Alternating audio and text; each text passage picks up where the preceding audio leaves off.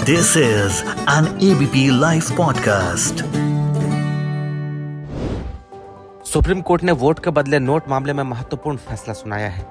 शीर्ष अदालत ने इस संबंध में 5 जजों की संविधान पीठ के 1998 के फैसले को पलट दिया।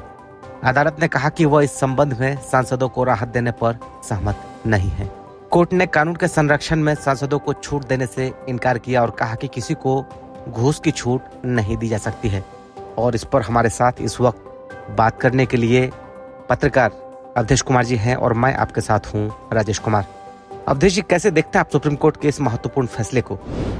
देखिए, उच्चतम न्यायालय की संविधान पीठ में चूंकि 5 न्यायमूर्तियों की ये संविधान पीठ थी, तो जो भी संविधान पीठ फैसला देती है उसका महत्व होता है, क्योंकि अंततः सर्वोच्च न्यायालय ही हमारे देश के संविधान का अभिभावक भी माना गया है।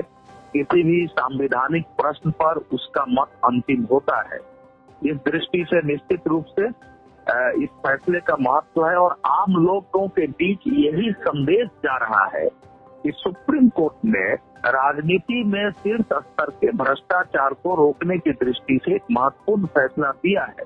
यानी संसद हमारे राजनेता यदि संसद या विधानसभाओं, विधान परिषदों यानी विधायिका के अंदर भी भ्रष्टाचार करते हैं, कहीं से घूस लेकर, लाभ लेकर, किसी की लॉबी के आधार पर प्रश्न पूछते हैं या उसके आधार पर अपना मतदान करते हैं, किसी के पक्ष या विपक्ष में, या व्हिप का उल्लंघन करते हैं, व्हिप जारी करते हैं, तब भी उन पर मुकदमा चलाया जा सकता है और सुप्रीम कोर्ट उनको सजा दे सकती है। तो ये एक बहुत बड़ा फैसला है, क्योंकि हमारे सांसदों, विधायकों यानी जनप्रतिनिधियों को संविधान ने धारा 102 के तहत इस बात की छूट दी है कि संसद में उनकी गतिविधियों को लेकर या वो जो कुछ भी बोलते हैं उनको लेकर और किन कारणों से अपना किसको वोट देते हैं, इन सब पर किसी भी न्यायालय में वाद नहीं चलाया जा सकता। यह उनको विशेषाधिकार था, इसी को सांसदों का प्रिविलेज कहते हैं। तो सुप्रीम कोर्ट का निर्णय इस मायने में सांसदों के इस विशेषाधिकार को खत्म करने वाला है। तो जाहिर है कि चूंकि नेताओं को लेकर हमारे देश में लंबे समय से एक अविश्वास रहा है, तो इस फैसले का बिल्कुल स्वागत किया जाएगा और लोग कहेंगे वाह वाह वाह, बहुत अच्छा हुआ है।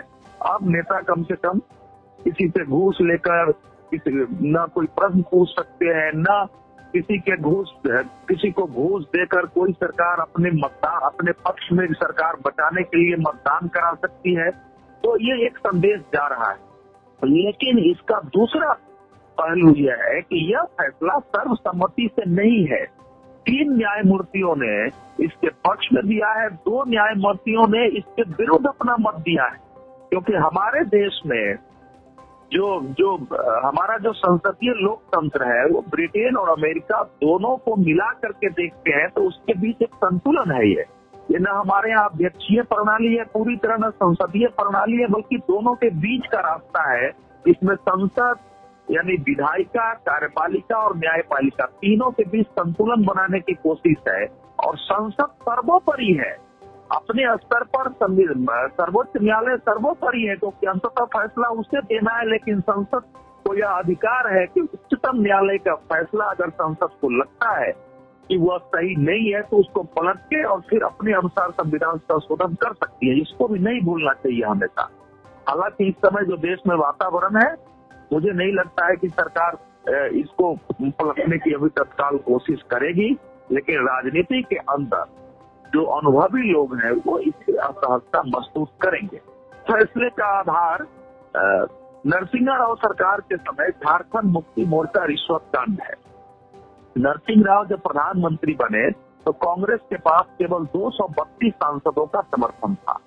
तो जब उनके विरुद्ध अविश्वास प्रस्ताव आया 1993 में, जब अविश्वास प्रस्ताव आया तो कहा जाता है कि उन्होंने अलग अलग तरीके से अपनी सरकार को बचाने के लिए वोट की व्यवस्था की थी, जिसमें झारखंड मुक्ति मोर्चा के सांसदों को घूस दिया था, यानी पैसे दिए थे कि हमारे पक्ष में आप मतदान करिए। तो झारखंड मुक्ति मोर्चा रिश्वत कांड हमारे देश के भ्रष्टाचार के बड़े कांडों में था। उसमें जो सांसद थे, खासकर शैलेंद्र महतो, सूरज मंडल, ये सारे के आज भी चर्चा होती है। शैलेंद्र महतो जेल में भी गए थे, लेकिन अंततः इस मामले में नरसिंह राव भी बरी हुए और बाकी भी सभी बरी कर दिए गए, क्योंकि उच्चतम न्यायालय ने माना था कि सांसदों को संसद के अंदर अपनी गतिविधि, अपना मत निर्धारण करने का विशेषाधिकार है और इसका मुकदमा न्यायालय में नहीं चलाया जा सकता है। तो वही विषय इस समय पलट दिया गया है। तो जाहिर है पलटने के बाद ऐसी अनेक घटनाएं हैं उसके बाद कि यह कि जिनको उच्चतम न्यायालय में ले जाया जा सकता है। हमारे देश में उच्चतम न्यायालय के फैसले पर सामान्यतः कोई विरोधी टिप्पणी करने की परंपरा नहीं है। मीडिया भी उससे बचती है, क्योंकि अगर हम कुछ करते हैं तो यह न्यायालय का विशेषाधिकार मानहानि की श्रेणी में भी शायद कभी कभी आ जाता है और न्यायालय हमको बुलाकर कटघरे में खड़ा कर सकती है, हमको उसको सजा दे सकती है। हालांकि सुप्रीम कोर्ट ने भी कई बार ये कहा है कि आप हमारी फैसले की आलोचना कर सकते हैं, लेकिन हमारे इंटेंशन पर, इरादे पर प्रश्न मत उठाइए। तो हो सकता है अगर कुछ लोग चाहें तो इस पर पुनर्विचार याचिका लेके जा सकते हैं और उच्चतम न्यायालय अगर स्वीकार करेगा तो ये बड़ी पीठ में, सात न्यायमूर्तियों की पीठ में जा भी सकता है, किंतु अभी इसकी संभावना नहीं है। लेकिन इससे बड़ा प्रश्न यह हुआ है कि क्या हमारे देश में संसद अपने स्तर पर स्वायत्त नहीं रहेगी। राजनीति में गिरावट है, चरण है, उसमें वह दूर होना चाहिए, लेकिन क्या सुप्रीम कोर्ट या किसी भी न्यायपालिका के हाथ में, न्यायपालिका द्वारा यह संभव है कि वह राजनीति में सुधार लाए और संपूर्ण राजनीति को सूचिका की धारा पर ले जाए? यह बड़ा प्रश्न है, क्योंकि सांसदों को बहुत कुछ बोलने के लिए विशेषाधिकार है। अगर यह विशेषाधिकार खत्म हो जाता है और उनको न्यायालय के कटघरे में संसद की गतिविधि को लिए खड़ा किया जाता है, तो अच्छी बात बोलने के पहले भी और 100 बार सोचेंगे। कोई प्रमुख ऐसे प्रश्न जो देश के हित में है, जो जनता के हित में, उसको उठाने के पहले भी 100 बार सोच के कलम पर आरोप लग सकता है कि इन्होंने किसी की लॉबी करके, किसी को घूस दे के प्रश्न उठाया है, किसी सरकार के साथ स्टैंड लेने के, किसी सरकार का देश के हित में सही स्टैंड है, और किसी दल का नेता अगर अपने दल के मत से बाहर आकर के उसके पक्ष में बोलता और वोट देता है तो उस पर भी मुकदमे चलाए जा सकते हैं। इसलिए इसमें कई सारे प्रश्न हमारे सामने उपस्थित हुए हैं, जिनका उत्तर उच्चतम न्यायालय को भी, हमारे देश की संसद को, मीडिया को, बुद्धिजीवियों, सबको ढूंढ तलाशना पड़ेगा। राजनीति का सुधार अपने आप में महत्वपूर्ण विषय है। पॉलिटिकल पार्टियों के अंदर सुधार हो, ऐसे लोग राजनीति में आए जो कि इस तरह किसी के पक्ष में मत देने के लिए लोग लालच में नहीं आए। किंतु अगर वो जाते भी है तो क्या राजनीति के अंदर से उसका समाधान होना चाहिए, संसद उसका समाधान करे, या फिर न्यायपालिका उसमें हस्तक्षेप करके इसको बदलने की कोशिश करे? तो ये एक बड़ा प्रश्न है और हमारे देश में न्यायपालिका, कार्यपालिका, विधायिका तीनों के बीच एक संतुलन बनाया गया है। सबको उसका ध्यान रखने की आवश्यकता है। अगर कहीं भी भ्रष्टाचार के आरोप लगते हैं तो हमारे यहाँ उसके लिए संविधान और कानून की व्यवस्था है, उसके तहत किसी पर कार्रवाई हो, उससे तो विरोध नहीं हो सकता है। लेकिन संसद हमारे देश का नीति निर्धारक है। हमारे देश के जो संसदीय लोकतंत्र है उसका शीर्ष इकाई है वह उसको संविधान बदलने, उसमें संशोधन करने का भी अधिकार। यहाँ तक कि उच्चतम न्यायालय कोई फैसला देती है और संसद को वह स्वीकार नहीं है तो संसद उसको खारिज कर सकती है। संसद अपनी दृष्टि से संशोधन ला करके उसको फिर से नए सिरे से लागू कर सकती है। अगर संसद का सत्र नहीं हो तो ऑर्डिनेंस के द्वारा ऐसे फैसलों को निरस्त किया गया है और लागू किया गया है। तो ये संसद को भी अधिकार।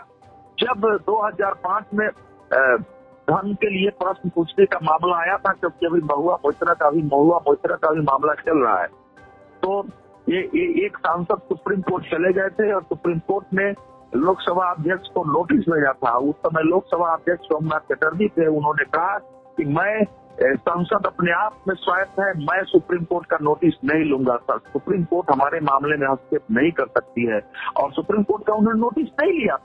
तो इसके भी उदाहरण मौजूद है और दुनिया में भी है। ब्रिटेन के House of Commons, House of Lords में भी ऐसे उदाहरण है जहाँ के सुप्रीम कोर्ट को हस्तक्षेप करने से रोका गया है। तो इसीलिए फैसला इस समय लोगों को उत्साहित करती है, लेकिन एक गंभीर प्रश्न इसके साथ खड़ा होता है और देश को उस पर विचार करना पड़ेगा। जी, एबीपी लाइव पॉडकास्ट के साथ बातचीत करने के लिए अवधेश कुमार जी बहुत बहुत शुक्रिया आपका। बहुत बहुत धन्यवाद। This is an ABP Live podcast.